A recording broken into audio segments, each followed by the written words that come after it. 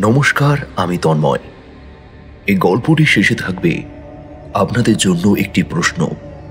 সঠিক উত্তরদাতাদের নাম আমরা পরবর্তী গল্পে জানিয়ে দেব এবং আগের গল্পের সঠিক উত্তরদাতাদের নাম আমরা এই গল্পের শেষে জানাবো। তবে তার আগে এই গল্পটা আপনারা মন দিয়ে পুরোটাই শুনুন। চল চল চল চল, তাড়াতাড়ি চল, তাড়াতাড়ি চল। আরে আরে ওদিকে কোথায় যাচ্ছিস? ওদিকে যাস না, না না ওদিকে যাস না। লক্ষ্মী, লক্ষ্মী দাঁড়া, লক্ষ্মী, লক্ষ্মী যাস না ওদিকে।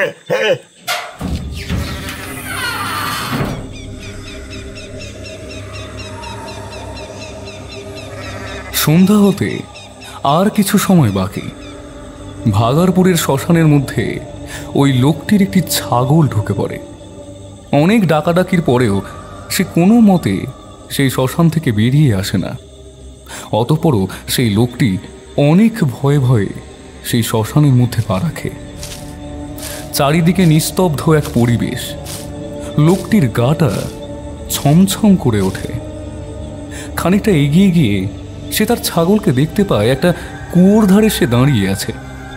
লোকটা তাড়াতাড়ি ছুটে গিয়ে সেই ছাগলটাকে আনতে যাবে। ঠিক এমন সময় লোকটি কারো একটা কণ্ঠ শুনতে পায়।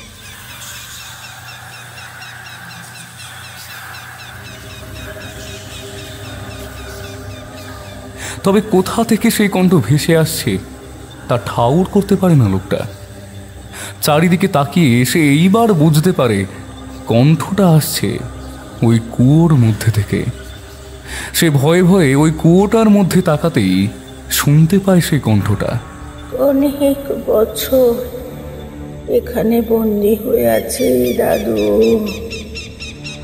আমাকে এখান থেকে মুক্ত করো না গো, আমাকে এখান থেকে মুক্ত করো। লোকটি কোনো কথা বলতে পারে না। সে ভয়ে ঠকঠক করে কাঁপতে থাকে। ঠিক এমন সময়, এই হারামজাদা, মুক্ত কর, আমাদের মুক্ত কর, না হলে কেউ বাঁচবি না। তোরা মেরে ফেলবো, সবাইকে মেরে ফেলবো, কেউ বাঁচবি না, কেউ বাঁচবি না। লোকটি আর এক মুহূর্ত সেখানে দাঁড়িয়ে থাকে না। ছাগলটিকে কোলে করে তুলে নিয়ে প্রাণপণে দ্রুত দৌড় দেয়। তবে তার আগেই গম গম করে শ্মশানের দরজা বন্ধ হয়ে যায় আপনা থেকে। আর কয়েক সেকেন্ড পরই ছুটে আসে এক তীব্র মারণ চিৎকার।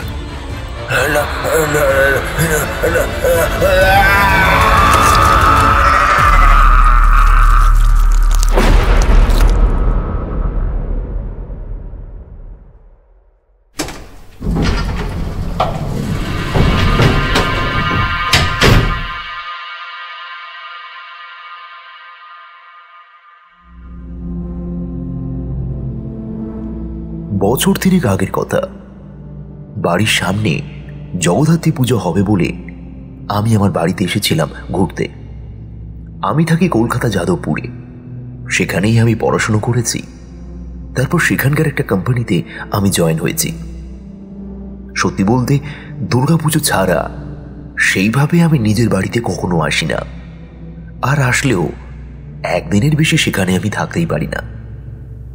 সত্যি কথা বলতে কি, গ্রামে না থেকে থেকে ওই জায়গাটাই আমার আর পছন্দ হয় না। আমার কাছে মনে হয় শহর সব সময় সেরা। যাই হোক, এবার শুনলাম আমাদের বাড়ির পাশে বিশাল ধুমধাম করে জগদ্ধাত্রী পুজো হবে। 2 বছর কিছু কারণবশত বন্ধ হয়ে গিয়েছিল পুজোটা। এখন নাকি আবার হবে। তাই ভেবেছি জগদ্ধাত্রী পুজোটা কাটিয়ে একেবারে ডিউটিতে জয়েন করব। আমাদের জগদ্ধাত্রী পুজোর মেন লোক, মানে মেন ক্যাপ্টেন, সে হলো ফণি কাকা, আমার নিজেরই কাকা। এক কথায় কমেডিয়ান লোক যাকে বলে। কথায় কথায় খালি আমার পিছনে লাগে। তবে সত্যি বলতে আমি তার কথা পাত্তাও দিই না।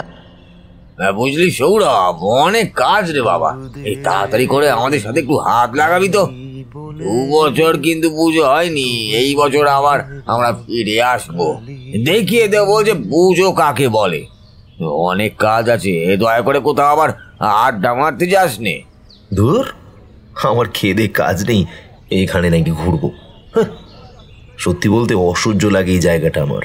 ওরে গাধারাম, কার সাথে কার তুলনা? ওরে গোকুল গাধাটাকে নিয়ে মাঠের পুরপুরে হাওয়া খাইয়ে নিয়ে আয় দেখে নি, দেখবি তোর ওই ঠান্ডা মেশিনেও কাজ চলবে না, ও একদমই ফেল হয়ে যাবে, বুঝলি? প্রকৃতির হাওয়া কোনোদিনও কি খেয়েছিস বল দেখিনি? বলে নাও, বলে নাও, আমরা শহরের লোক আছি বলেই তোমরা আজ আমাদের ওখানে গিয়ে কাজ করে নিজেদের পেট চালাতে পারছো, বুঝলে তো? আবার কথা বলছে। হ্যাঁ, আরে আমরা চাষ করে ওখানে না পাঠালে কি হতো বল দেখিনি? উফ, থামো না তোমরা, ছোট একটা বিষয় নিয়ে কাকা ভাইপো এমন ঝগড়া করো না, কি বলবো। এই ফণিদা, আরে তুমি চুপ করো তো, ছেলেটা এসেছে অনেক দিন পর, ওকে একটু শান্তিতে থাকতে দাও। গোকুল মামা বরাবরই আমার পক্ষেই থাকে, তাই জন্য ফণি কাকার কাছে আমি বারবার কথাই জিতে যাই। যাই হোক, এখানে আমি মোটামুটি ঠিকভাবে মানিয়ে নিয়েছি কদিনের জন্য। খাওয়া, ঘুম আর ঘোরা ছাড়া আর কোনো কাজ নেই আমার, বেশ আরামেই আছি।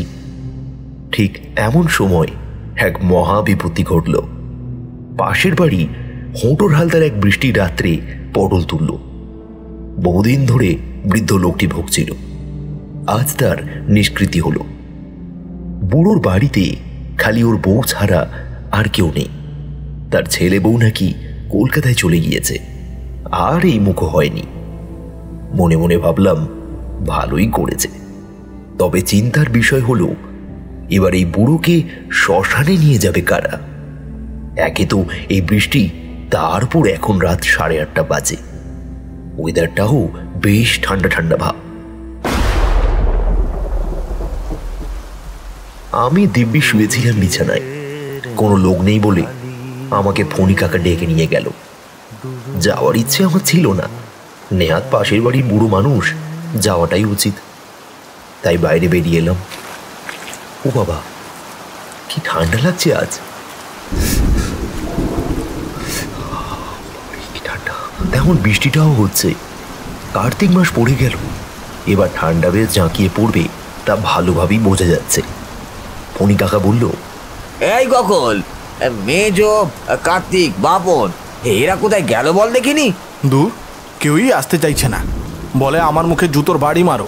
তাও ঠিক আছে, তবে ওই শ্মশানে এত রাতে নাকি যাবে না। তাই না, কে শ্মশানে নিয়ে যাবে আমার মেশো? আমরা এই 3 জন খাট কাঁধে করে কি করে নিয়ে যাব বল দেখিনি? কি করি বলো ফণিদা, সবাইকে ডাকলাম, কেউই তো এলো না। দিন দিন মানুষের মন কোথায় চলে যাচ্ছে তাই ভাবছি। এই একবার রতনকে ডেকে আনতো। গোকুল মামা নিঃশব্দে পায়ে হেঁটে ডাকতে চলে গেল। 20 মিনিট লাগলো এই সব করতে। ওইদিকে গোকুল কাকার সাথে এলো রতন। 4 জন ওই ঝড় বৃষ্টির রাতের মধ্যে হোঁটোর হালদারের দেহটা কাঁধে করে নিয়ে চললাম শ্মশানে। মরা দুলতে দুলতে চলল। ফণি কাকা বলল, ধুর বাবা, এই সব লোক এই রাতের বেলায় মরে কেন কে জানে? তা কখন মরলে ভালো হতো ফণিদা? তা তুই তো জানিস যে শ্মশানে যাচ্ছিস, সেটা বলেই থেমে গেল। আমি একটু অবাক হয়ে গিয়েছিলাম, কি বলতে গিয়ে একটা থেমে গেল মনে হলো। এই কি বলতে গিয়ে থেমে গেলে? হ্যাঁ, ও কাকা বলো না। ও কিছু না, বলি ওরা তো লন্ডনটা ভালো করে ধর দেখিনি বাবা, অন্ধকারে যে কিছুই ঠাউর করতে পারছি না। ফণি জেঠু, আমার না কেমন হাত পা কাঁপছে। কেন রে? এত রাতে ওই শ্মশানে কেউ তো যায় না, তাও যদি আমাদের সাথে আরও কয়েক লোক থাকতো তবুও ঠিক ছিল। এই 4 জন, তাই ওরে গোকুল হারামজাদা, আসার সময় বলেছিলাম এই মালটা মেয়েদের মতো পেট পাতলা, সালা মেয়ে লোক তাও হাতে চুরি পড়ে থাকে, আর এই হতচ্ছাড়ার কোনো কথাই পেটে থাকে না। ওখানে কি আছে কাকা? কি লুকোচ্ছ আমার কাছ থেকে? বলো, সত্যি করে বলো। এই কিছু নেই রে, ওই রতন হারামজাদাটা ভয় দেখাচ্ছে তোকে। তোকে বলি হারি রতন, জ্ঞান আক্কেল কিচ্ছু নেই, কোথায় কি বলতে হয় সেটাও শিখিসনি হারামজাদা, ওকে ভয় দেখাচ্ছিস কেন? আরে জানিস তো শহরে থাকে ভূত প্রেত। ভূত প্রেত? হ্যাঁ, ওই লম্বা লম্বা ঠ্যাং, হাতে বড় বড় নখ, চোখ দুটো ভয়ানক, মাথা চুলগুলো সাপের মতো। এই জানিস না, ওটাকে ওটাকে তো ভূতই বলে, তাই না? না, সত্যিই আমি জানি না। বাবা বাবা, তাহলে তো খুবই ভালো হয়েছে ফণিদা, কি বলো? তা ওইখানে কি আছে যার জন্য রতন এত ভয় পাচ্ছে? হ্যাঁ, ধুর, ও কিচ্ছু নয়, আর তোর কাকাও জানে না। কি বলো ফণিদা? এই না, আমি জানি। তোর মাথা খারাপ হয়ে আছে নাকি রে গোকুল? আমি জানবো না ওই শ্মশানের রহস্য? এটা হতে পারে? হ্যাঁ, আরে কচু পড়া ফণিদা, আমি সেটা বলিনি, মানে কি দরকার? থাম, তুই থাম। শোন এই সৌরভ, তোকে বরং ঘটনাটা বলি। আরে হ্যাঁ গো বাবা, শুনছি, তুমি বলো না। যেতে যেতে ফণি কাকার মুখ থেকে আমরা যে ঘটনাটা শুনলাম তা এই রকম। আজ থেকে প্রায় 20 বছর আগের কথা। ব্যানার্জি বংশের মেন মাথা তারকনাথ ব্যানার্জি ওই শ্মশানটি তৈরি করেন, মানে যে শ্মশানে আমরা এখন যাচ্ছি। তখন এলাকায় যত লোক মরত সবাই মরা নিয়ে গিয়ে কেল্লার নদীতে ভাসিয়ে দিত। এই দৃশ্য দেখার পর তারকনাথ বাবু ঠিক করলেন একটা শ্মশান নির্মাণ করতেই হবে তাকে। তারা ছিল 2 ভাই, তারকনাথ ও নারদনাথ। নারদনাথ অত্যন্ত শয়তান লোক ছিল, তবে তার দাদা তারকনাথ খুবই ভালো মনের মানুষ ছিল। নারদনাথের দাদা তাদের নিজের জমির একটা অংশ বিক্রি করে ওই শ্মশানটি করেছে।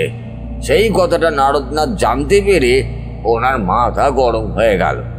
জমি বিক্রি করে কেনই বা সেই শ্মশান করবে, এই নিয়ে 2 ভাইয়ের মধ্যে লাগলো বীভৎস ঝগড়া। বাড়ির সবাই তারকনাথের পক্ষেই ছিল, তাই নারদনাথ কিছুই করতে পারল না। গ্রামের সমস্ত লোকেরা তারকনাথের প্রশংসায় পঞ্চমুখ হয়ে গেল।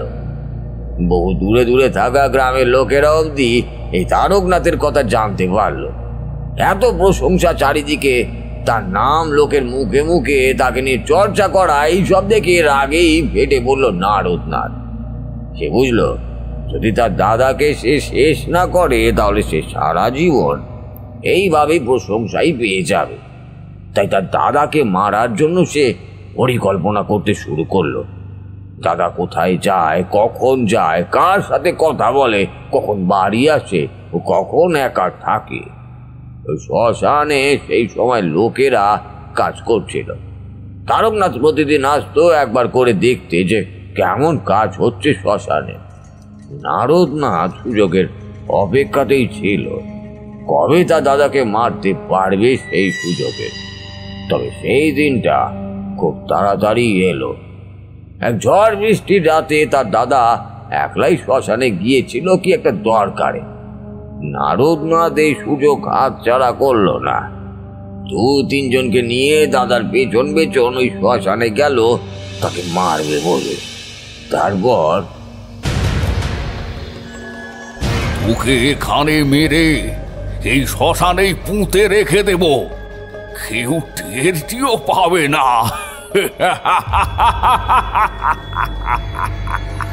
তারকনাথ কিছু বলল না, তার মুখ ভয় সাদা হয়ে গেল। কি করবে সে এখন? নারদনাথের পেছনে দাঁড়িয়ে থাকা 3 জন লোক হাতে দাঁড় ছুরি নিয়ে এগিয়ে আসছে তারই দিকে। তবে হঠাৎ করে একটা শব্দ হল। তারকনাথ হাঁ করে তাকিয়ে দেখলো যে 3 জন তাকে মারবে বলে এগিয়ে আসছিল তাদের মধ্যে থেকে একজন ছুরি নিয়ে নারদনাথের পিছন থেকে ছুরি ঢুকিয়ে দেয়। আর তারপরই তারকনাথের মুখের ভঙ্গি পরিবর্তন হল, একটা বিশ্রী খচ্চর হাসিতে তা পরিণত হলো।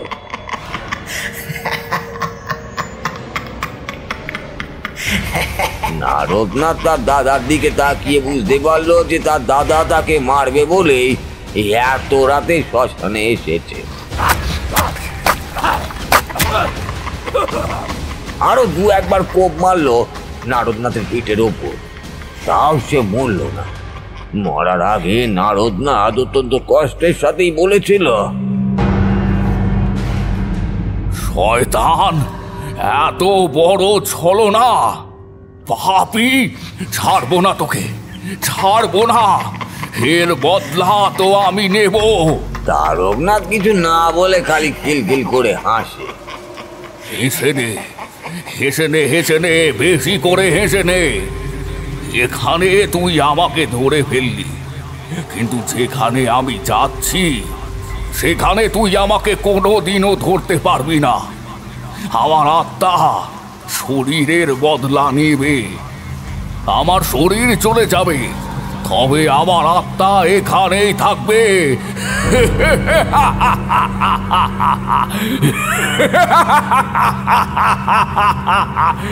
এখানেই থাকবে, এখানেই।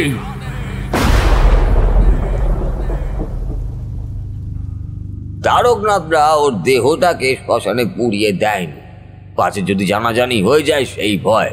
তাই ওর দেহটাকে দাঁড় কুড়ুল দিয়ে টুকরো টুকরো করে কেটে নদীতে ফেলে দিয়েছিল। ঠিক 3 মাস পর থেকে ওই শ্মশানে তাণ্ডব শুরু হয়। যে মরা নিয়ে যায় সে আর ফিরে আসে না। কথা থামিয়ে আমি বললাম, মরা এখানে রেখে দাও কাকা, যাওয়ার আর দরকার নেই। আরে হতভাগা, কথাটা পুরোটা বলতে দে দেখিনি। সেটা আজ থেকে 20 বছর আগে হয়েছিল, এখন আর সেরকম কিছুই নেই। বড় গুণী সে নারদনাথের আত্মাকে কোন এক গাছের মধ্যে বন্দি করে রেখে দিয়েছে। সে আর কিছুই করতে পারবে না এখন। তুমি ফালতু ফালতু কেন ওকে এসব কথা বলতে গেলে বলো তো দেখি? বেচারা ভয় মরার খাড় ধরতে পারছে না ভালো করে। ধুর, আমি কোথায় ভয় পাচ্ছি? ও ফণি কাকা বরাবরই ডায়লগ মারে, সবাই জানে। হ্যাঁ, এইসব কথা কেউ বিশ্বাস করে নাকি? হ্যাঁ, আমি ডায়লগ মারলাম? হ্যাঁ, ভালো হয়েছে, বিশ্বাস করতে হবে না। এই চল দেখে নি একবার ওই শ্মশানে, তখন মজা টের পাবি। বৃষ্টি তখনও হালকা থেমেছে। ওই টিপি টিপি বৃষ্টি আর সনসনে হাওয়ার বর্ষা পিছল রাস্তা দিয়ে এগিয়ে চললাম আমরা। চারিদিকে কালির মতো অন্ধকার, গাছপালাগুলো সেই অন্ধকারে এক একটা অতিকায় দৈত্য দানবের মতো মাথা নাড়ছে। বিদ্যুতের চমকানিতে চোখে ধাঁধা লেগে যাচ্ছে। মাঝে মাঝে পথ ভুল করে পাশের খানার মধ্যে গিয়ে পড়ছি আমরা। রতন এক হাতে ধরে রয়েছে একটা লণ্ঠন, আর আমরা 3 জন বেশ শক্ত করে হুঁটুর হালদারের খাটটা ধরে আছি। হেঁটেই যাচ্ছি, কিন্তু শ্মশানের কোনো দেখা নেই। পাটা ব্যথা হয়ে গেল আমার। বললাম, বলি ও ফণি কাকা, আর কতটা গো? হ্যাঁ, চলে এসেছি তো। এই সময় এত কথা বলিস কেন? কথা বলিস কেন? পা ব্যথা করছে আমার। আর চুপ, একদম চুপ, এখন আর কথা বলিস না। ভাগারপুরের শ্মশানে ঢুকছি আমরা। আজব তো, তা কথা বললে কি হবে? ওরে গোকুল, ওকে চুপ করা। সৌরভ বাবা, তুমি চুপ করে থাকো একটু। শ্মশানের ভেতর চলে এসেছি, আর আর কথা বলো না। বিপদ আছে, কি বিপদ সেটা এখন আমাকে জিজ্ঞেস করো না। বাড়ি চলো, তারপরে বলবো, কেমন? একটু মুখটা বন্ধ রাখো, মুখটা বন্ধ রাখো একটু। ভালো জ্বালাই পড়লাম তো। এদের হলোটা কি? যাই হোক, বলো হরি, হরি বল, বলো হরি। থাম, একদম চ্যাংরামো মারবি না কিন্তু সৌরভ। বলো হরি, হরি বল বলবো না? না, বলবি না, চুপ করে থাক একদম। এতক্ষণ বলেনি, আর এখন ওনার মধ্যে বলো হরি জেগে উঠেছে। 3 জনে কেমন যেন নিস্তব্ধ হয়ে গেল। কোনো কথা নেই, বার্তা নেই। কি যে হলো এদের কে জানে। তবে এইবার আমার মনের মধ্যে কেমন যেন একটা অস্বস্তি হতে লাগলো। যেন মনে হলো আমাদের পেছনে পেছনে কেউ যেন আসছে।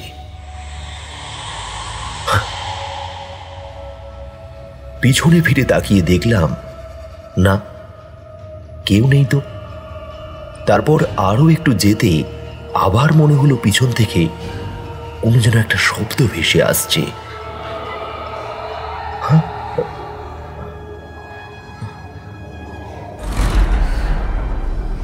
এটা কি শুধু আমি শুনছি, নাকি ওরা 3 জনও শুনতে পাচ্ছে? খালি কিছু হয়তো বলছে না। শ্মশানের মধ্যে যখন পৌঁছালাম তখন দেখলাম, ওমা, এ কি শ্মশান! আশেপাশে কোনো বাড়ি ঘর নেই, কিছুই তো নেই। অনেকটা পর্যন্ত ন্যাড়া মাঠের ভিতরে এলোমেলো তাল গাছ, নারকেল গাছ ইত্যাদি। সেখানে একটা লম্বা ইটের ঘর। হ্যাঁ, বুঝলাম ওটাই মরা পোড়ানোর জায়গা। বাঁদিকে দেখলাম একটা ঝিল মতো। ফণি কাকার মুখে শুনেছিলাম এখানে সবাই নাকি ওই ঝিলটাকে গঙ্গার জল বলে। আমি তর্ক করে বলেছিলাম এটা কোনদিন হয় নাকি। তিনি তখন বলেছিলেন, ওরে বা, গঙ্গা নদীর জল আমাদের এইদিকে আগেই তো ছিল। শুনেছি নাকি স্বয়ং চৈতন্যদেব স্নান করেছিল এখানে, তাই আমরা এটাকে গঙ্গা জল হিসেবে ব্যবহার করি। আরে বোকা, উনি তো ভগবানেরই রূপ রে। মরা নামিয়ে আমি গিয়ে বসলাম একটা পোটের ওপর। ফণি কাকারা তাড়াহুড়ো করে কাঠগুলোকে সাজাতে লাগলো চিতা সাজানোর জন্য। আমি বসে আছি পায়ের ওপর পা তুলে। এই সময় আমার চোখ হঠাৎ করে সামনের দিকে গিয়ে পড়ল। সবুজ রঙের হিংস্র আলোর মতো কি যেন একটা ঝলমল করছে। উঠে দাঁড়িয়ে ভালো করে দেখার চেষ্টা করছি, এমন সময় কি যেন একটা হেঁটে চলে গেল মাঠের দিকে। হ্যাঁ,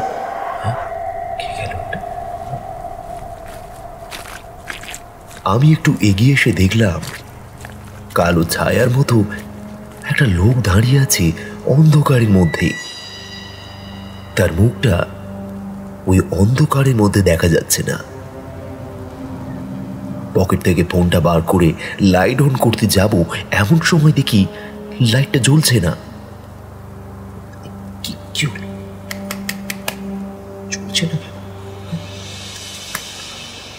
মাথায় হাত, ফোনের লাইট জ্বলছে না কেন? ততক্ষণে সেই লোকটা বিড়বিড় করে কি একটা বলতে বলতে চলে গেল সামনের দিকে। আর তাকে দেখতে পেলাম না। বলি, হ্যাঁ রে সৌরভ, গেলি কোথায়? আরে এই তো। উফ, এত চিৎকার করছো কেন? তোকে বললাম না ওইখানে চুপ করে বসে থাকবি, এদিক ওদিকে কোথাও যাবি নি। আরে ধুর, বসেই তো ছিলাম। একটা লোককে হঠাৎ করে দেখতে পেলাম, বুঝলে তো, ওই তাই তাকে দেখতে ওই দিকেই গেলাম। লোক? কোন লোক? কে দাঁড়িয়েছিল বল দেখেনি? ধুর, অন্ধকারে দেখতেই পাইনি। গোকুল, বুঝলি গোকুল, সে আমাদেরকে দেখতে পেয়ে গিয়েছে। হ্যাঁ, কে দেখতে পেয়েছে কাকা? আমার কথায় উত্তর না দিয়ে কাকা বলল, শোন, এই কাঠেই হয়ে যাবে, আর অত চাচাতে হবে না। চল চল, কাঠে তুলে দিয়ে আগুন লাগিয়ে আমরা চলে যাব। মরা পুড়তে সময় লাগবে, আর তুমি বলছো চলে যাবে? আরে হ্যাঁ, চলে যাব। তোর যদি ইচ্ছা হয় তুই থাক, আমি এখানে আর এক বিন্দুও থাকবো না। কোনো বিপদ ঘটতে চলেছে, ও আমাদেরকে দেখে ফেলেছে। কিন্তু এটা কি করে সম্ভব? নারদনাথ বিগত 20 বছর ধরে ওই গাছের মধ্যে বন্দি আছে, সে কি করে বাইরে বের হবে? হ্যাঁ, কি যে বলো না। ঠিক বলেছিস, তবে আমার মাথায় কিছুই আসছে না। ওইখান থেকে বার হওয়া এত সহজ তো নয়। কে বার করলো ওকে? আমার মনে হয় সৌরভ ভুল কাউকে দেখেছে। চিন্তা করো না, এসো আস্তে আস্তে কাঠগুলো সাজিয়ে হোটর বাবুকে পুড়িয়ে বাড়ির দিকে চলে যাই। উনি অত সহজে বার হতে পারবে না, কিছু হবে না আমাদের। চলো চলো। লণ্ঠনের গায়ে কালি পড়েছে, অল্প অল্প আলো গিয়ে পড়েছে হোটর বাবুর মুখের ওপরে। একটা অদ্ভুত জিনিস আমি দেখতে পেয়ে গেলাম। হোটর বাবুর মুখের দিকে তাকিয়ে দেখলাম তার মুখটা কিরকম নীল নীল হয়ে গিয়েছে। তারপরে হঠাৎ করে হোটর বাবুর বাঁ হাতে তালুর দিকে চোখ পড়তেই চমকে উঠেছিলাম। কিরকম একটা ঘা মতন হয়েছে না? ইস, পুঁজ রক্ত প্যাঁচ প্যাঁচ করছে। মনে হলো কেউ যেন হোটর বাবুর হাতে কামড়ে ধরেছিল। এই সৌরভ, ওইখানে বসে না দেখে এই পানে আয় দেখিনি, মরাটা ধরতে হবে তো নাকি? আচ্ছা, ও ওইখানে আছে, থাক না, আমরা 3 জনে করে নিচ্ছি। না, তা কেন, ও আসুক। কই রে, আয় আয়। আরে দূর, নাও নাও নাও, ধরো ধরো ধরো। কেন যে এদের সাথে এসেছিলাম ভগবান জানে।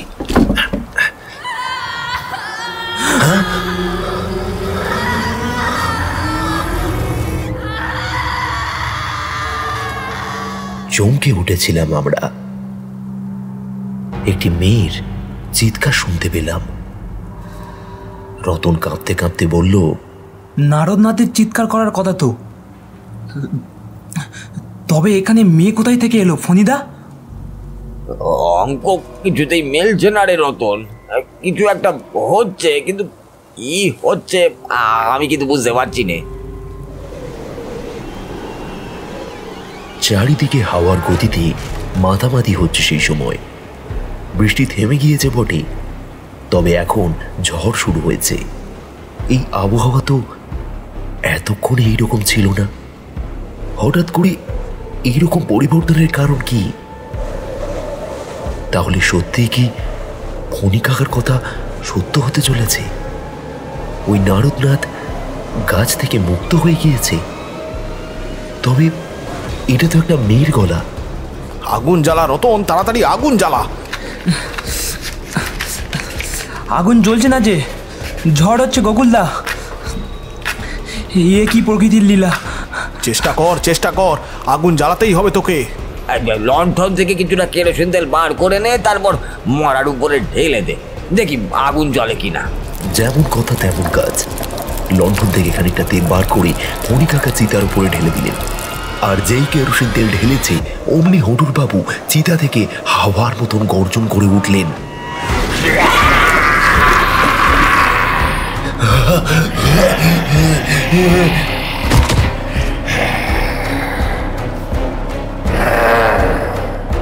আমরা ভয়ে চিৎপাত হয়ে পড়লাম সব। গর্জন করে হটুরবাবু শূন্যে ভেসে রইলেন। তার চোখ দুটো লাভার মতো দাউ দাউ করে জ্বলছে। আর ঠিক সেই মুহূর্তে গম গম শব্দ করতে করতে শ্মশানের বন্ধ দরজা বন্ধ হয়ে গেল আপনা আপনি।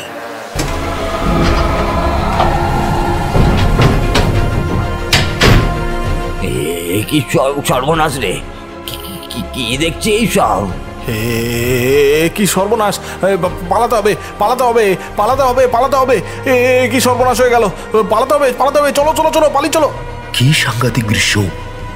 এদিকে মরার খাট ছেড়ে হটুরবাবু শূন্যে ভেসে থাকতে থাকতে এগিয়ে এলো আমাদের দিকে। ফণি কাকা চিতা থেকে কাঠ তুলে নিয়ে সজোরে মারল হটুরবাবুর মুখে।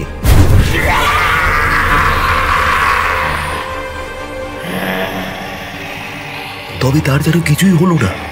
হটুরবাবুর চোখের ভয়ানক চাহনিতে কাকা ছিটকে গিয়ে পড়ল মাঠের কোলে। আমরা তাড়াতাড়ি পালাবার চেষ্টা করছি সেখান থেকে, কিন্তু সেই শ্মশানের দরজা কোনো মতেই খুলছে না।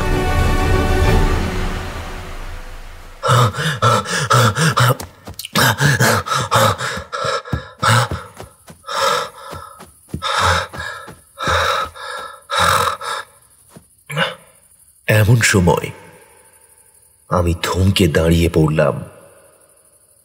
চারিদিকে ফ্যাল ফ্যাল করে তাকিয়ে রইলাম। হঠাৎ করে এটা কি হলো? তার কারণ আমি ছাড়া এই শ্মশানে আর যে কেউ নেই। কিন্তু এটা কি করে সম্ভব? রতন, গোকুল মামা, ফণি কাকা কোথায় গেল?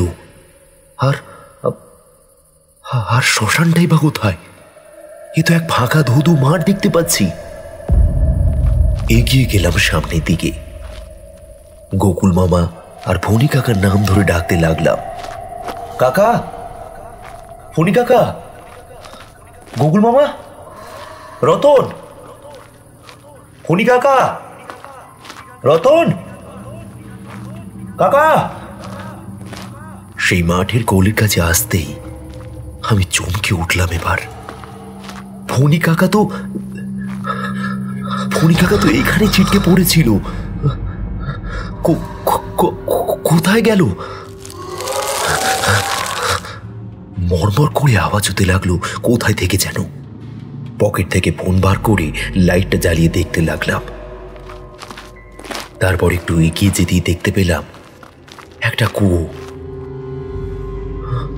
শ্মশানে আসার আগে তো এই কুয়োটা চোখে পড়েনি। ফোনের লাইটটা ভালো করে মেরে দেখলাম কুয়োতে কোনো জল নেই।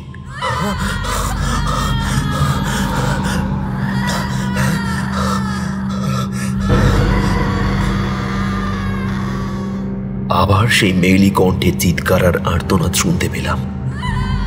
কিন্তু কিন্তু কে বা চিৎকার করছে? আর আর আমার সাথে এগুলো হচ্ছেই বা কেন? কোথায় চলে গেল ফণি কাকা, গোকুল মামার রতন?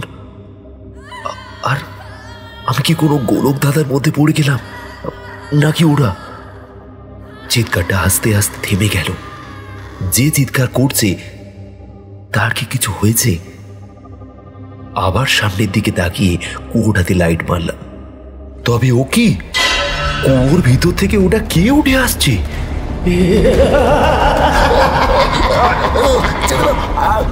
বুক কেঁপে উঠলো আমার।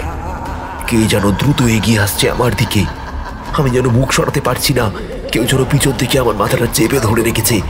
সে উঠে আসছে, সে উঠে আসছে। ওই কুয়ো থেকে হামাগুড়ি দিয়ে এগিয়ে আসছে আমার কাছে।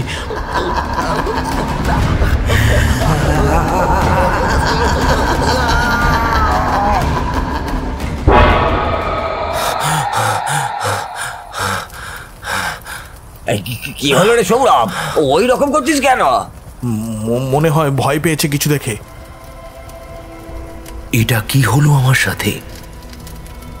চারিদিকে তাকিয়ে দেখি, না, এটা তো সেই জায়গা নয়। ওদেরকে আর কিছু বললাম না। উঠে গিয়ে দিব্যি দেখলাম হঠোর বাবু চিতাটা এখনো জ্বলছে। গাটা হঠাৎ করেই কেমন যেন ছমছম করে উঠল। সেদিনের পর থেকে আমি একটা জিনিস বুঝতে পারলাম যে অন্ধকার জগতে যারা থাকে তারা আলোর সামনে আসতে চায় না। যদি আমরা ওই অন্ধকারের মধ্যে যাওয়ার চেষ্টা করি তাহলে হয়তো তারা আমাদের ছেড়ে কথা বলবে না। সেই দিনের রাত তখনও শেষ হয়নি, এখনো অনেক কিছুই বাকি আছে।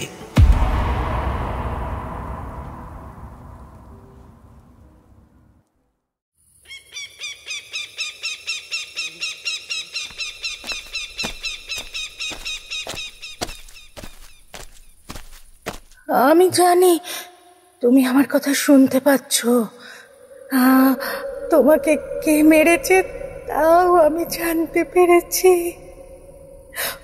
ওরা আমার বাড়ি থেকে বার করে দিয়েছে। তুমি কি আমার কথা শুনতে পাচ্ছ? তুমি কি শুনতে পাচ্ছ? গাছের পাতাগুলো দুলতে লাগলো। এবার বাতাসের মধ্যে ভেসে আসছে কোনো এক মরা আত্মার কান্না, যা শোনার পর নারদনাথের বউ কেমন যেন কেঁপে উঠল।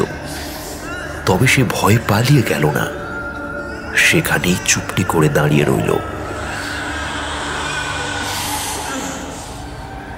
রাধা, ও রাধা, আমি রে রাধা, আমি।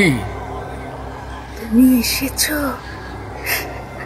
আমি জানতাম তুমি আসবে। তুমি আমাকে ছেড়ে কোথাও যেতে পারো না। আমি বাইরে আসতে পারবো না রে। ওই হারামি তারকনাথ আমাকে এখানে বন্দি করে রেখেছে। তুমি কোথায় আছো? আমি তো তোমাকে দেখতে পাচ্ছি না। পারবিনি, আমি এই গাছের মধ্যে বন্দি আছি। অষ্টপ্রহরের মন্ত্র পড়ে আমাকে এই গাছের মধ্যে বেঁধে রেখে গেছে।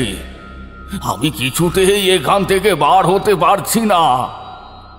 আমি তোমাকে বার করব। তারপর আমরা দুজনে মিলে প্রতিশোধ নেব। হ্যাঁ, প্রতিশোধ। কি হলো রাধা, কি হলো?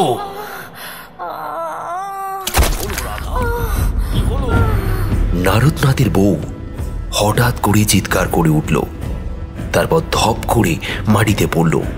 আর তখনই নারদনাথ দেখতে পেল তার দাদা তারকনাথ হাতে শাবল নিয়ে দাঁড়িয়ে আছে।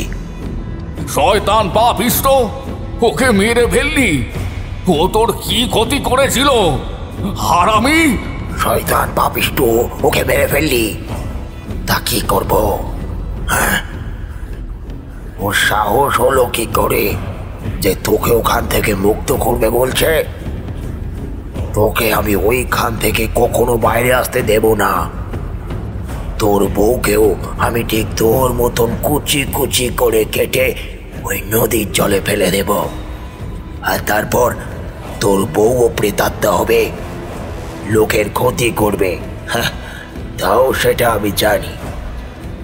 তার আগেই আমি তোর বউয়ের পাপী আত্মাকে ওই কুয়োর মধ্যে বন্দি করে রেখে দেব, যাতে তোর মতনও ও কখনো বাইরে বেরিয়ে আসতে না পারে। হ্যাঁ, বাইরে আমি বেরোবই, কেউ তো আমাকে এখান থেকে মুক্তি করবে। তখন তোকে আমি ছাড়বো না। আর যদি তোকে নাও আমি মারতে পারি, এই শ্মশানে যারা পা দেবে তাদেরকে আমি এমন শাস্তি দেব যে তারা মরে গিয়েও শান্তি পাবে না।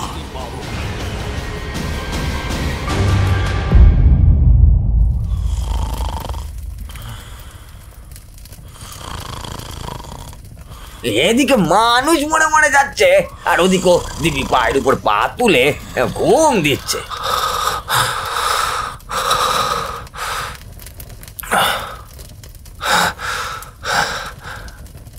চোখ খুলতেই আবারও অবাক হয়ে গিয়েছিলাম। ধরফর করে উঠে দেখি এখনো হোঁটরবাবু চিতারা চলছে। তবে তবে যে স্বপ্নটা আমি দেখলাম সেটা কি সত্যি? না, এইবার ফণি কাকাকে এই ব্যাপারটা বলতেই হবে। ওদেরকে সব কথা বলতেই ওরা কেমন যেন চমকে উঠল। ফণি কাকা বলল, এই তুই এইগুলো জানলি কিভাবে? আর এগুলো তো আমি নিজেও জানি না। তোর কথা যদি সত্যি হয় তাহলে ওই নীলকণ্ঠে যে আর্তনাদ করছিল সে আর অন্য কেউ নয়, নারদনাথের বউ। আরে আমি নিজেও জানি না কি হচ্ছে। হঠাৎ হঠাৎ করে এই সবগুলো আমার মাথার মধ্যে চলে আসছে। কেন আসছে আমি বুঝতেও পারছি না। আমার মাথাটা কেমন যেন হচ্ছে।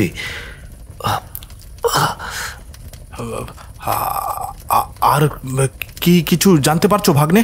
হ্যাঁ, আর কি কিছু জানতে পারছো? এটা সত্যি কিনা আমি নিজেও জানি না। না, এটা আমার মনের ভুল।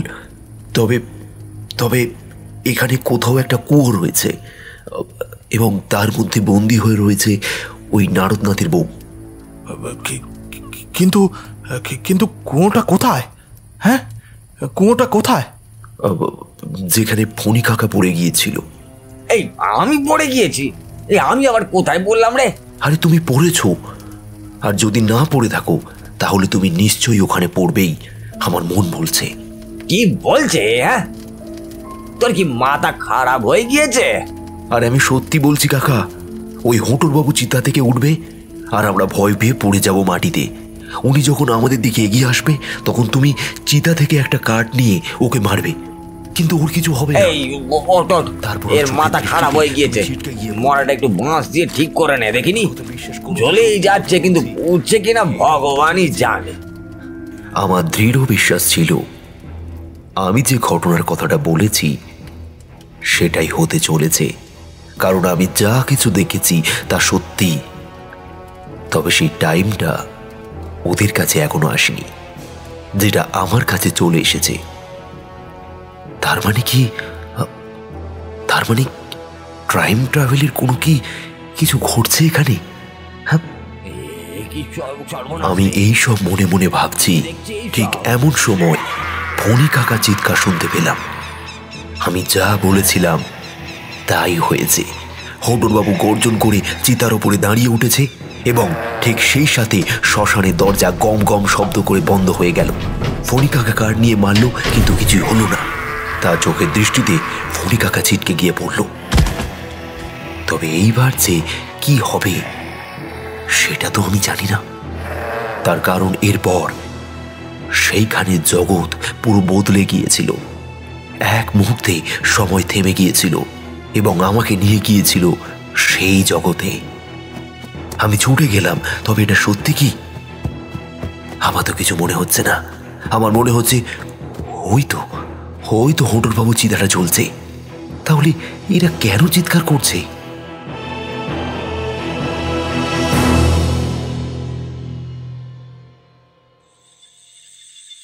আমি এবার গিয়ে বসলাম একটা গাছের নিচে।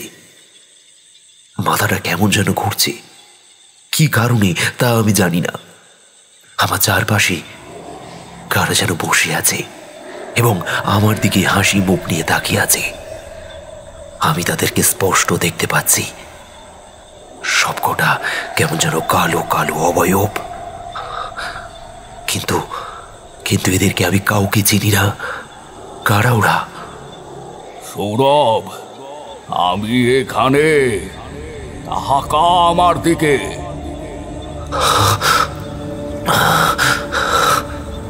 চমকে উঠেছিলাম প্রায়। চারিদিকে একবার তাকিয়ে দেখলাম, কই কেউ নেই তো। এই দিকে তাকা, আমি এই গাছের মধ্যে আছি পুত্র।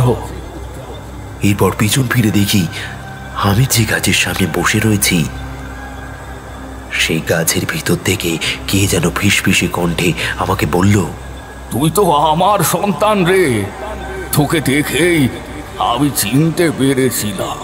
আমি তোমার সন্তান? কিভাবে হলাম? তোর মা ওই কুয়োর মধ্যে আটকা পড়ে আছে বাছা। জানা জানা, মাকে বার কর ওখান থেকে, বার কর। না, আমি ওখানে যাব না। আর তুমি আমাকে নিজের ছেলে বলছো কেন? আমার মা বাবা সবাই আছে। না না বাছা, ওরা তোকে মানুষ করেছিল, তুই তো আমার সন্তান। ওই হারামি কুত্তার বাচ্চা তারকনাথ তোকে গ্রামের এক গোয়াল ঘরের মধ্যে ফেলে রেখে দিয়েছিল, আর তোকে সেখান থেকে নিয়ে এসেছিল ওই বনি। মিথ্যে কথা, তুমি ওখান থেকে কখনো বেরিয়ে আসতে পারবে না, কিছুতেই পারবে না। আমার ছেলে হয়ে তুই এটা বলতে পারলি? যারা তোর মাকে মেরেছে, যারা আমাকে মেরেছে, তাদের তুই প্রতিশোধ না নিয়ে... আরে আমি তোমার ছেলে নই, কতবার বলবো? তাহলে তুই আমাদের ঘটনা কি করে জানলি? হ্যাঁ, ওটা ফণি কাকা বলেছে।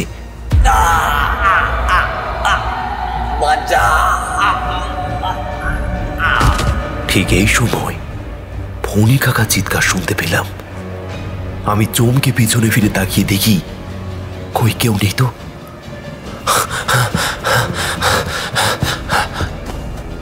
সাথে সাথে ছুটে এগিয়ে আসতে যাব, ঠিক সেই সময় হুমড়ি খেয়ে জলের মধ্যে পড়ে যায়। তবে আশ্চর্য ব্যাপার, এটা তো কোনো পুকুর বা ঝিল নয়, এটা তো একটা কুয়ো। তবে এই কুয়োতে জল এলো কোথায় থেকে? যতদূর আমি দেখেছি এই কুয়োতে তখন কোনো জল ছিল না। ঠিক এই সময় আমার চারপাশ থেকে কারা যেন জলের উপরে উঠতে লাগলো। আমি ভয়ে চিৎকার করে উঠলাম।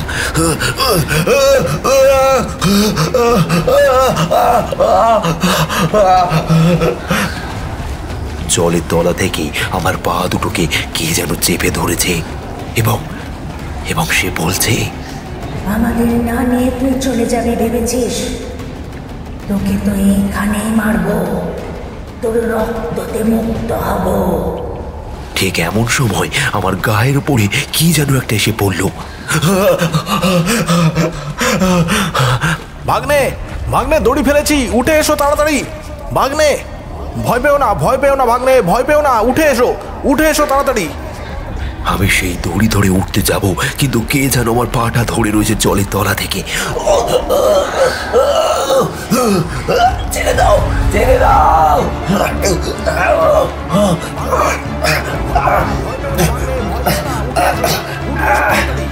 তোকে এখান থেকে যেতে দেব না আমি। আগে এই বন্ধন থেকে মুক্ত কর আমাকে, করে যা। আমাকে উঠতেই হবে। অনেক চেষ্টা করেও উঠতে আমি কোনো মতে পারছি না। ঠিক এমন সময় ওপরে তাকিয়ে দেখি রতন একটা ধারালো জিনিস দিয়ে তার হাতের তালুটা কেটে সেই রক্ত কুয়োর মধ্যে ফেলে দিল। গোকুল মামা প্রায় চিৎকার করে উঠেছিল। শুয়োরের বাচ্চা, কি করলি তুই এটা? হ্যাঁ, কি করলি? আমি সেই কুয়ো থেকে উঠে এলাম তো বটে, তবে রতনের রক্তে সেই কুয়ো এখন লাল রক্তে পরিণত হয়ে গেল। সেই নারী এখন খলখল করে হাসতে লাগলো, কারণ কারণ তার যা দরকার ছিল সে সেটা পেয়ে গিয়েছে। মুক্ত, আমি এখন মুক্ত। এত বছরে এক টুকরো রক্তের জন্য বসেছিলাম আমি আসছি, আমি আসছি। তুমি চিন্তা করো না, তোমাকে মুক্ত না করে আমি কোথাও যাব না।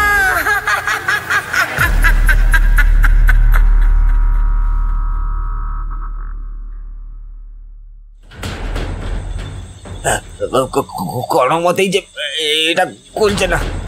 ওরে বাবারে, কি যে বিপদে বললাম। তার উপর এই রতন হারামজাদা হাতে রক্ত দিয়ে ওই কুয়োতে আটকে থাকা নারদনাথের বউকে মুক্ত করে দিয়ে এসেছে। ও, এখন সব দোষ আমার। সৌরভ যে ওই কুয়োর মধ্যে পড়ে গিয়েছিল, উঠতে পারছিল না ওই প্রেতাত্মার জন্যে।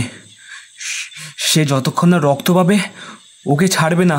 তো আমি কি করব? ওকে ওইভাবে মরতে দেব? তাই তো আমি আমার নিজের হাত কেটে রক্ত দিয়েছি। ভালো করেছিস। সৌরভের কিছু হয়ে গেলে ওর মাকে কি জবাব দেবো আমরা?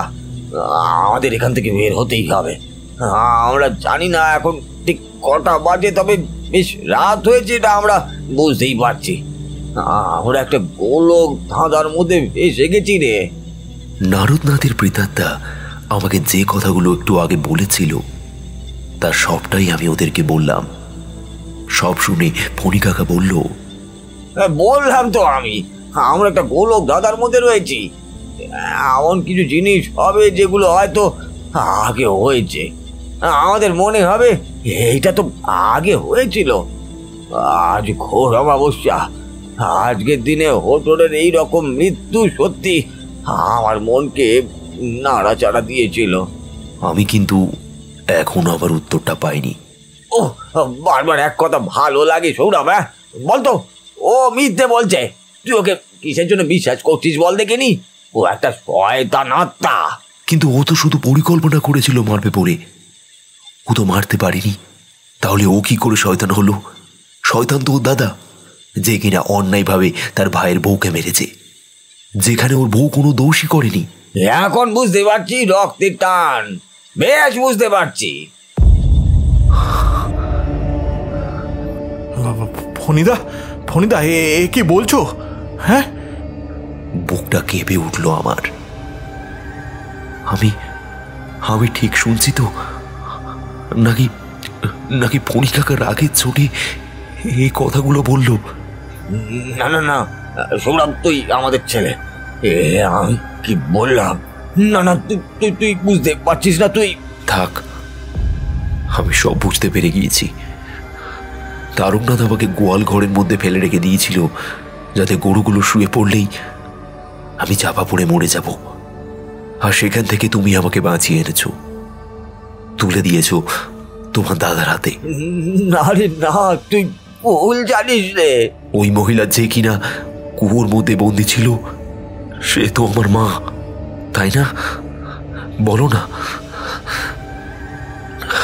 থাক, তোমাকে কিছু বলতে হবে না, এখন আমি যাচ্ছি। কোথায় যাচ্ছিস তুই? পাগল হয়ে গেছিস নাকি? মরে যাওয়ার পর কেউ কারণ নয় রে। সে এখন তোকে টানার জন্য, তোর শরীরের রক্ত চোষার জন্য তোকে আহ্বান করছে রে। কিন্তু সে তো আমার মা, ফণি কাকা। তো তোকে ছেড়ে দেবে ভেবেছিস? মেরে ফেলবে তোকে, একেবারে জানি মেরে ফেলবে রে। আমি আমার মার কাছে যাবো ফণি কাকা, তুমি আমাকে বাধা দিও না। ভাগ্নে, ভাগ্নে, কি বলছো তুমি? কি বলছো? তুমি জানো না তুমি কি বিপদের মুখে পড়তে চলেছো? ওরা তোমাকে ছাড়বে না ভাগ্নে, ওরা তোমাকে ছাড়বে না, তোমাকে মেরে ফেলবে। আর আমি গোকুল মামার মুখের দিকে চেয়ে দেখলাম, সে আমার পিছনের দিকে তাকিয়েছে। তারপর তার মুখটা কেমন যেন ভয়ে সাদা হয়ে গেল। আমি পিছনে ফিরে তাকাতেই দেখলাম এক ছায়া মূর্তি আমাদের সামনে এসে দাঁড়িয়েছে। সেই ছায়ামূর্তিটা আস্তে আস্তে এগিয়ে এলো আমার দিকে, কিন্তু এইবারে আমি আর নড়লাম না। বেশ বুঝতে পারলাম এই ছায়ামূর্তিটা আর অন্য কেউ নয়, আমার মা। সামনে থেকে সরে যা বাছা, না হলে তোকেও আস্ত রাখবো না। সরে আয় সৌরভ, এদিক পানে সরে আয়। আমার কথাটা একবার শুনুন, ওদের কিছু করবেন না। ওরা তো কিছু করেনি, ওরা তো একেবারে নির্দোষ। করেছে, আজ ওদের জন্য আমাদের এই অবস্থা। এই শ্মশান যদি তৈরি না হতো তাহলে এত ঝামেলা হতো না, আমার স্বামীও মরতো না। তুই কি ফিরিয়ে দিতে পারবি সেই দিনগুলো? 20 বছর ধরে ওই কুয়োর মধ্যে বন্দি হয়েছিলাম, কেউ ওখান থেকে আমাদের বার করেনি।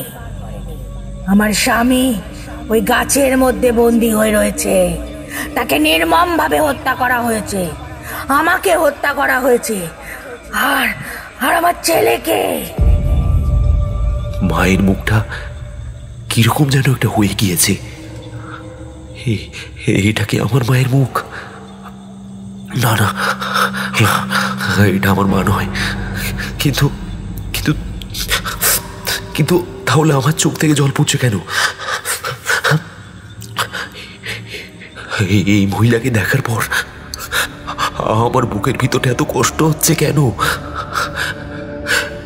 এ কি সত্যি আমার মা? আমি বলছি সরে যা তুই। যে এই শ্মশানের মধ্যে আসবে তাকে আমি শেষ করব। এটা আমাদের প্রতিশোধ। তারকনাথের পুরো বংশকে আমরা নির্বংশ করে দিয়েছি। ওরা হয়তো এখন মুক্ত হয়ে গিয়েছে, কিন্তু আমরা মুক্ত হইনি। এই শ্মশান যতক্ষণ না জ্বালিয়ে পুড়িয়ে শেষ করব ততক্ষণ আমার শান্তি নেই। হ্যাঁ, আমি জ্বালিয়ে দেব, আমি এই পুরো শ্মশানটাকে জ্বালিয়ে দেব। তবে ওদেরকে ছেড়ে দাও, আমি হাত জোর করছি। এই শ্মশান আমি পুরোটাই জ্বালিয়ে দেব, কোনো অস্তিত্ব রাখবো না। ঠিক এমন সময় দূরের সেই শেওড়া গাছের মধ্যে থেকে একটা কণ্ঠ ভেসে আসলো। ওকে ছেড়ে দাও রাধা, ও আমাদের সন্তান। তবে ওই 3 জনকে ছেড়ো না, শেষ করে দাও ওদের। আর ফণিকে এমন শাস্তি দাও যাতে ওর মৃত্যু তাড়াতাড়ি না হয়। না, ওদের আমি কিছু হতে দেব না। ওরা তো কিছু করেনি, ওরা একেবারে নির্দোষ। যারা করেছে তারা তো আর নেই, তাহলে এদেরকে কেন মারবে? হ্যাঁ, আমাদের কাছে এখন সবাই শত্রু, তাই আমরা কাউকে ছাড়বো না, সবাইকে শেষ করে দেব, খালি তোকে ছাড়া।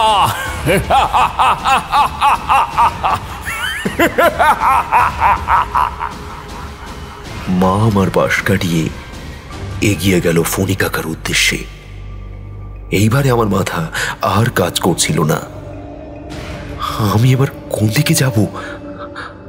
যে মা আমাকে জন্ম দিয়েছে, নাকি যে আমাকে আশ্রয় দিয়েছে, আমাকে মানুষ করেছে? তবে সবশেষে একটাই চিন্তা আমার মাথায় এলো। দৌড়ে গেলাম সেই গাছের কাছে যেখানে নারদনাথ বন্দী হয়ে রয়েছে। তারপর চিৎকার করে বললাম, ওদেরকে ছেড়ে দাও। ওদেরকে ছেড়ে দিলে আমি আপনার স্বামীকে মুক্ত করে দেব। আমি রক্ত দিয়ে আপনার স্বামীকে মুক্ত করে দেব। সত্যি বলছি, ওদেরকে ছেড়ে দাও, ওদেরকে কিছু করো না, ছেড়ে দাও ওদেরকে। থমকে দাঁড়িয়ে পড়ল মা। পিছন ফিরে তাকিয়ে আমাকে দেখল। তার মুখটা এখন আর রাগান্বিত নেই। মুক্ত করে দে তোর বাবাকে, আমরা কারোর ক্ষতি করব না, চলে যাব এখান থেকে। মুক্ত করে দে, মুক্ত করে দে।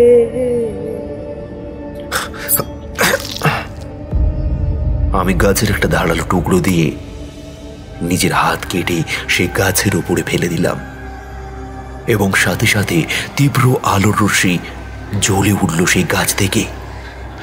আমি সেই গাছের সামনে আরো একটু এগিয়ে যেতেই সেই গাছের আলোক রশ্মি আমার চোখে পড়তেই চোখ জ্বলে উঠল, এবং সেখান থেকে বেরিয়ে এলো এক কালো মতন কি যেন এক বস্ত্র। বুঝতে পারলাম এটাই আমার বাবা। তার খলখল হাসিতে পুরো ভাগারপুরের শ্মশানটাই কেঁপে উঠল। পিছন ফিরে তাকিয়ে দেখি মাও আনন্দে খিলখিল করে হাসতে লাগলো। তারপর শূন্যে ভেসে উঠল।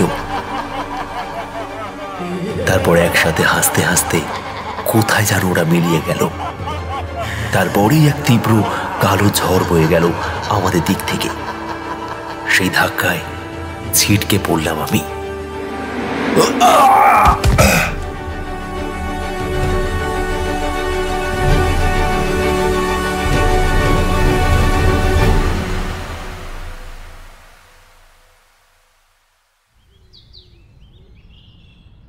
জগদ্ধাত্রী পুজো কেটে যাবার পরেই ফণি কাকা আমার কাছে এসে বলল, তোর মার বাবার জন্য তোকে একবার গয়া যেতে হবে রে। ওখানে গিয়ে পিণ্ডদান দিবি যাতে ওরা মোক্ষ লাভ করতে পারে। আমি মাথা নাড়লাম। তারপর ফণি কাকাকে জড়িয়ে ধরে কাঁদতে শুরু করলাম। দুনিয়াতে মা না থাকলে যে কি কষ্ট হয় সেটা আমরা জানি রে সৌরভ। চিন্তা করিস না, সব ঠিক হয়ে যাবে। তবে আজ আর বলবো না যে কাঁদবি না, যত ইচ্ছা কেঁদে নে। কাঁদলে মন থেকে নাকি কষ্ট দূর হয়। কেঁদে নে, কেঁদে নে, ভালো করে কেঁদে নে।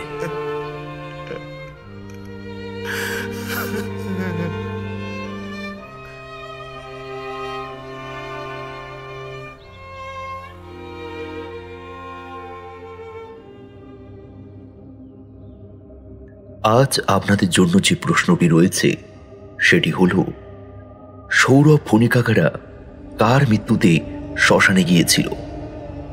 পিশাচপুরে কালী পুজো গল্পে যারা সঠিক উত্তর দিয়েছেন তাদের নাম: কানপুর থেকে বলেছে সৌরভ, ইমরোজ মণ্ডল সঠিক উত্তর দিয়েছেন, রাজেশ বৈদ্য সঠিক উত্তর দিয়েছেন। তবে দয়া করে আপনারা কোথায় থেকে আমাদের গল্প শুনছেন সেটাও কমেন্টে জানাবেন। উলুবেড়িয়া থেকে বলেছে গার্গী, হাওড়ার বেলডুবি থেকে বলেছে বুলবুল নস্কর, বাংলাদেশ থেকে বলেছে মিঠুন বিশ্বাস, ব্যারাকপুর খালপুর থেকে বলেছে বিকাশ মণ্ডল, দিল্লি থেকে বলেছে সাইফুল রুবেল মুস্তাকিন রাহুল, দক্ষিণ বারাসাত বাঁটুরা গ্রাম থেকে বলেছে ইকবাল লস্কর, ফারহান লস্কর, সোনাইনা গাজী, ফিরদাউস লস্কর, বিউটি গাজী, কাশ্মীর গাজী, শহীদুল গাজী, কারিমা গাজী, রাহেনা গাজী, জেরিনা গাজী, সাবিরা গাজী। তমাল সাহা সঠিক উত্তর দিয়েছে। প্রীতম গাঙ্গুলি সঠিক উত্তর দিয়েছে। কলকাতা থেকে বলেছে তৃষা হাজরা, নবদ্বীপ থেকে বলেছে মমতা গোস্বামী, ক্যানিং থেকে বলেছে রাখি সাহা, মালবাজার থেকে বলেছে রাধারানী বিষ্ণু, গোচরণ কাষ্টগড়া থেকে বলেছে দীপক মণ্ডল, হাওড়ার উলুবেড়িয়া থেকে বলেছে শুভ দুলুই, মৌমিতা দুলুই ও তার ছেলে সুব্রত দুলুই, বারুইপুর জেলার কাছ থেকে বলেছে শঙ্কর মণ্ডল ও তার মেয়ে পূজা মণ্ডল, মদনপুর থেকে বলেছে রত্না সরকার, দক্ষিণ 24 পরগনা কলকাতার ভাঙড় গঙ্গাপুর লেদার কমপ্লেক্স থেকে বলেছে হেমন্ত মণ্ডল ও তার ছেলে সার্থক মণ্ডল ও তার বইয়ের নাম সুষমা মণ্ডল। যারা যারা উত্তর দিয়েছেন তাদেরকে অসংখ্য ধন্যবাদ। শুনছিলেন আজকের গল্প তন্ময় সরকারের লেখা ভাগারপুরের শ্মশান। আজ গল্প পাঠে ছিল তন্ময়, বিভিন্ন চরিত্রে ছিল দেবা, সুমনা, গোড়া, সৌম্য ও বুবাই। পোস্টার ডিজাইন করেছে দীপক, সাউন্ড ডিজাইন ও এডিটিংয়ে ছিল তন্ময়। আর হ্যাঁ, গল্পটি কেমন লাগলো তা কমেন্ট করে অবশ্যই জানাবেন। ভালো লাগলে একটা লাইক করে দেবেন এবং আরও নতুন নতুন নানান ধরনের গল্প শুনতে চাইলে আমাদের চ্যানেলটিকে সাবস্ক্রাইব করে বেল বাটনটি অলে সেট করে নেবেন। ভালো থাকবেন, ধন্যবাদ।